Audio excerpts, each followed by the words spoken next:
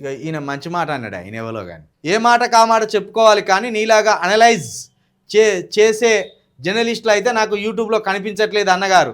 You are great brother. Brother నువ్వెవరో కానీ నీకు సెల్యూట్ చేస్తాను.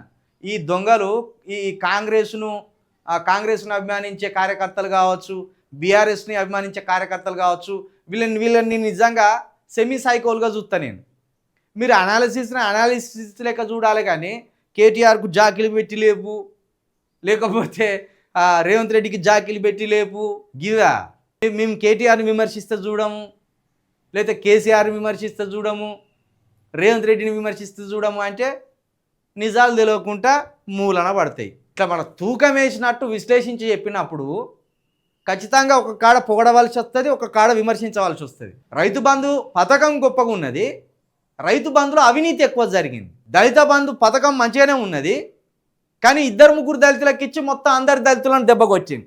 పిచ్చి పిచ్చి ఆలోచనలు చేసిన కానీ కేసీఆర్ దాన్ని విమర్శించద్దట, దాన్ని కూడా పొగడాల. ఇప్పుడు ఉదాహరణకు పథకాల విషయంలో దేశవ్యాప్త చర్చ జరిగింది కేసీఆర్ గారు పెట్టిన పథకాల విషయంలో.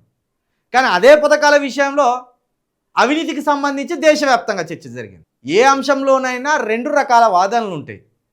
ఒక పథకాన్ని తీసుకొచ్చినప్పుడు దాన్ని సక్సెస్ఫుల్గా నడిపినవా, దాంట్లో అవినీతి జరగకుండా కట్టడి చేసినవా.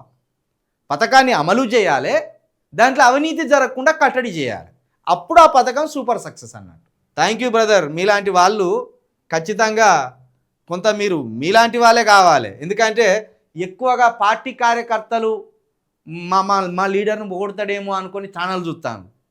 మనం విమర్శించే వరకు, వాళ్ళ తప్పులను విమర్శించే వరకు ఇక మేము ఛానల్ చూడము అని చెప్తాను. వీళ్ళు అట్లున్నారు పార్టీ కార్యకర్తలు.